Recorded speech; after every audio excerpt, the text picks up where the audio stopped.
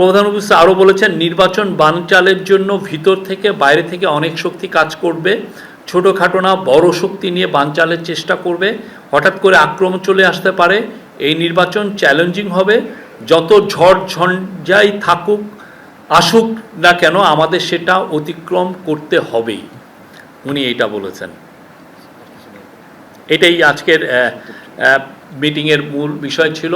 এই বিষয়ে আরও সামনে মিটিং হবে। কালকে সম্ভবত ইলেকশন কমিশনে সেক্রেটারিদেরকে নিয়ে একটা মিটিং হচ্ছে। আপনি এখনই তো দেখছেন যে অনেকে নির্বাচন বানচালের জন্য দেশে বসে অনেকে অনেক ধরনের কনস্পাইরেসি করছে। আমরা এটা স্পষ্ট দেখছি। সেই বিষয়ে উনি সবাইকে অ্যালার্ট থাকতে বলেছেন।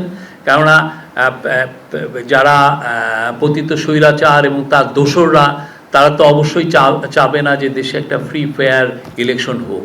আপনি তার সেই 15.5 বছরে ধরে একটা ফ্রি ফেয়ার ইলেকশন হয়নি। একটা শুধুমাত্র তো সাধারণ ইলেকশন না, ওই সময় বোধহয় কত 10-15 হাজার ইভেন রুট লেভেলেরও তো ইলেকশন হয়েছে।